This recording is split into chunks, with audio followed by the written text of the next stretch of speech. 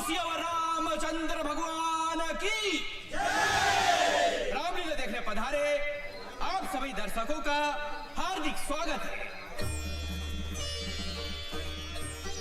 राम कसम ज्योति, तुमसे पहले जो सीता बनती थी ना, वो इतनी भिन्नोट नहीं थी। तुम तो बड़ी कमाल की चीज हो। उफ, ये अदा। राम का कैरेक्टर कर रहे हो, कैरेक्टर में रहो, अपना कैरेक्टर मत दिखाओ। हाय जान लेवा, ओ जान लेवा। हमसे बच के इनकी शरण में आई हो। इसका तो हम ऐसा हाल करेंगे कि पूरे भोपाल में इसको शरण देने वाला कोई नहीं मिलेगा। बेटा आज तो तू आरती में खड़ा हो जा, और गारंटी के साथ कहता हूँ कि लंका तेरी जगह कोई दूसरा हनुमान ही जलाएगा। जान लेवा, हाय जान लेवा। देखा, राम का रोल कर रहा है, गुंडागर्दी करता घूम रहा है। साले का भाई एमएलए है ना, इसीलिए अकड़ता फिरता रहता है।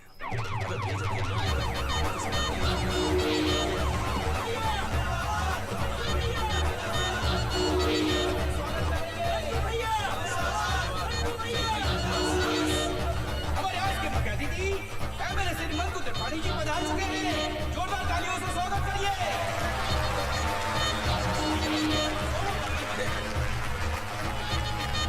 मंकू भैया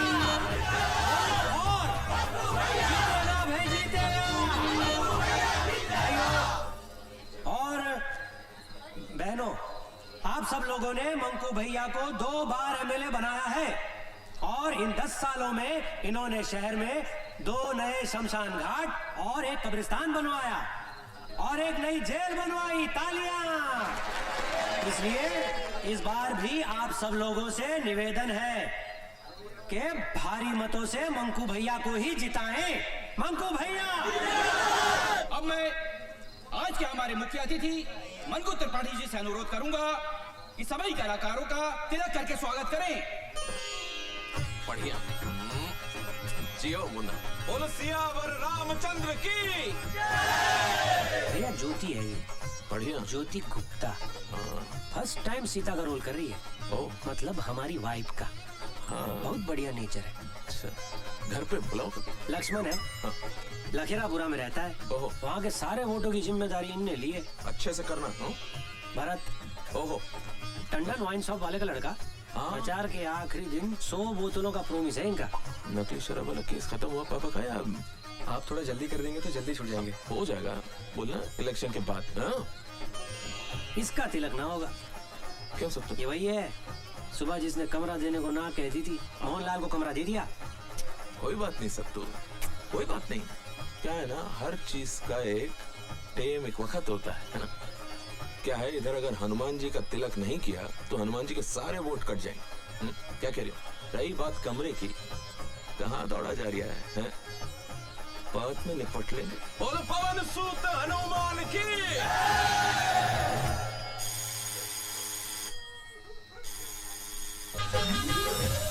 एक बात कहें भारत बाबू, बोलिए ना।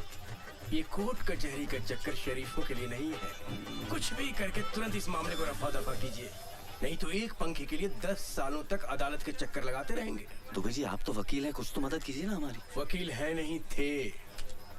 अरे हमने गलत लोगों का केस कभी लड़ा नहीं, और सही लोगों का केस कभी जिता नहीं पाए, इसलिए वकालत छोड़कर प्रॉपर्टी डीलिंग का काम शुरू कर दिया।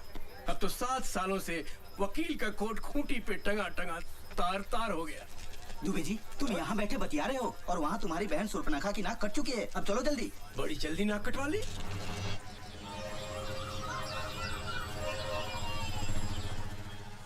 निशा, मैं कोर्ट जा रहा हूँ, स्कूल छोड़ते हुए चला जाऊंगा।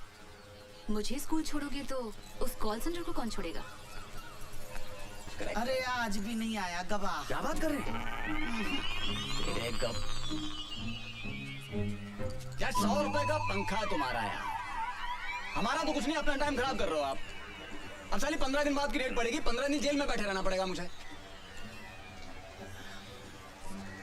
अच्छा, वकील कौन सा आपका? वकील? उसकी क्या जरूरत है? अरे भाई, जैसे बैंक में कैशियर की जरूरत होती है ना, कोर्ट में वकील की जरूरत होती है भाई साहब। क्यों जी? चलो ठीक है, उमेश पांडे यहाँ के सरकारी वकील हैं, दोस्त हैं अपने। अम्मा झूठ ना बुलवाए, इस धंधे में एक ही चीज कमाई है जी, इज्जत। टाल नहीं सकता बात अपनी। हाँ जी, उससे सेटिंग करवा देंगे, बस एक बढ़िया सा मोबाइल दे देना। हाँ जी, हाँ जी। ईमानदार आदमी रिश्वत नहीं लेता। पर हवाला साहब, मोबाइल भी तो एक किस्म का रिश्वत। भारत बाबू, वो तो गिफ्ट है, प्रेम और सद्भावना की भेंट। अच्छा भैया, आप जाके गवाह का इंतजाम करो, कुछ ले दे के खत्म करो ना बात। अरे बच्चों, गुलकंदी मिला था तुमको यार, है? एक नंबर का बदमाश है, हथकड़ी हाथ अगड़ गए मेरे यार। अरे भैया, तो वही मेरे पीछे पड़ा हुआ था कि गवाह बना लो मुझे। बहुत कमीना है, ऐसे नहीं आएगा। भाई साहब से बोलो, उसको सेट करेंगे। भारत बाबू, अब आपको ही बच्चू गुलकंद को पटाना पड़ेगा भैया। ये मीठा पत्ता, चूड़ा कम, कच्चा ज्यादा, सुपारी सौंफ, ये सब डाल दिया। अब बस इसमें हमारा कूदना बाकी है। क्या बच्चों खा, आप तो नाराज हो रहे हैं। अरे 4 रुपए में आपने हमारी आधी दुकान डलवा दी, आप छुट्टी देना, वरना हम 1 रुपए वापस नहीं करेंगे। खा बताओ क्या लगाओ। नहीं, कुछ नहीं साहब, 2 दिन से वेट कर रहा हूँ, आप गवाही देने नहीं आ रहे। कौन से केस में? वो टेबल फैन वाला।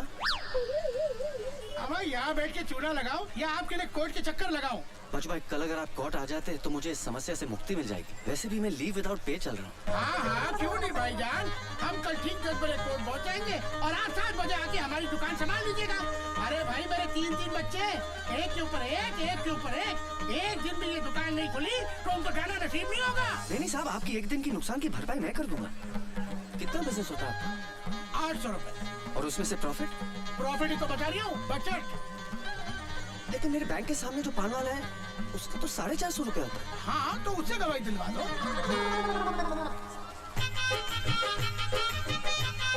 ये लीजिए। भाईजान, कसम कच्चे चूने की बात पेश होगी नहीं है, मैं आपकी तकलीफ समझ रही हूँ। दरअसल बात ये है कि एक दिन अगर ये दुकान बंद रही तो 20-25 जो कस्टमर आते हैं वो तो नहीं आएंगे, और 10-12 जो नए बनने हैं वो भी टूट गए।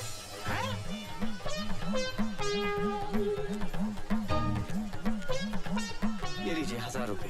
कसम से आपकी शक्ल देख के ले रही हूँ, वरना किसी खा के लिए दुकान बंद ना करो। ये लीजिए गिलोरी, पूरे 1000 रुपए की है। पूरे भोपाल में किसी ने इतनी महंगी गिलोरी नहीं खाई होगी। हाँ खा, तो कल मिलते हैं बीके बिहारी के सामने। बीके बिहारी? अरे आपका केस उसी के कोर्ट में है। हाँ जी। सेवा की जाती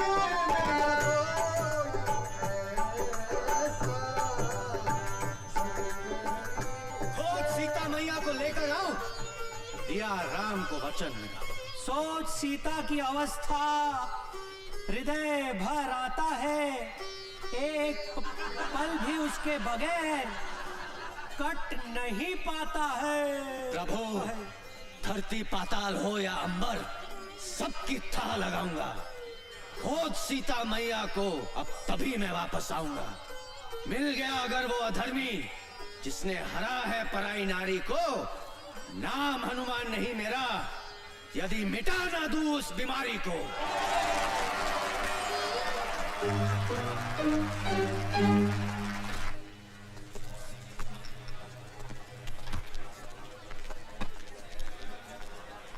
भारत बाबू, आज आपका काम हो जाए। टीम पूरी हो गई है, चोर भी है, फरियादी भी है, गवाह भी है, पुलिस भी है। अरे भाई, 100 ग्राहकों के फोन आ चुके हैं। दुकान के बाहर लाइन लगी हुई है कि बच्चू भाई कब आओगे और दुकान कब खोलोगे। भाई जल्दी करो, जो करना है भाई, हमें जाना है। चलो भाई, एक बात बताइए, आपने वो पंखा मेरे घर से कैसे चुराया? देखो, जबरन वाली बात कर रहे हो आप। अरे भाई, ये सवाल तो अब जज साहब भी नहीं पूछेंगे हमसे।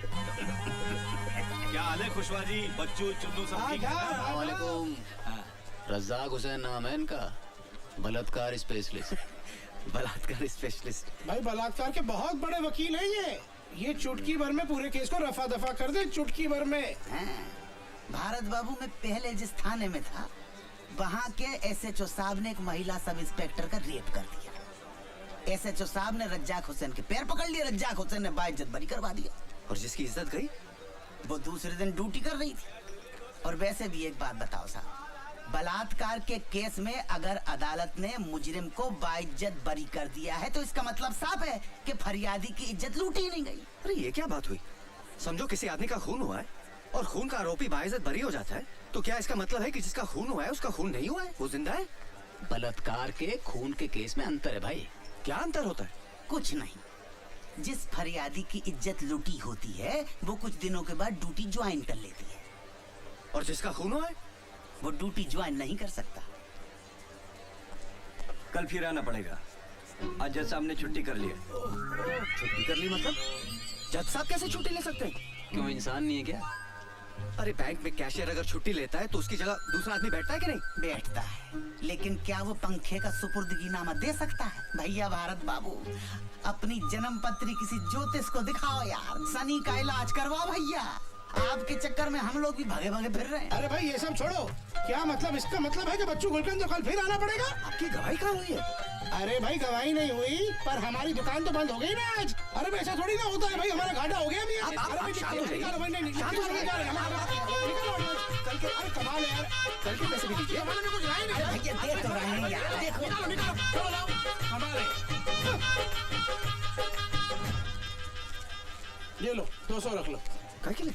देखो भारत बाबू, आप बैंक में कैशियर का काम करते हो, मैनेजर का काम करते तो शायद ये डिस्काउंट नहीं देता। अच्छा भारत बाबू मैं चलता हूँ, कल फिर मिलेंगे।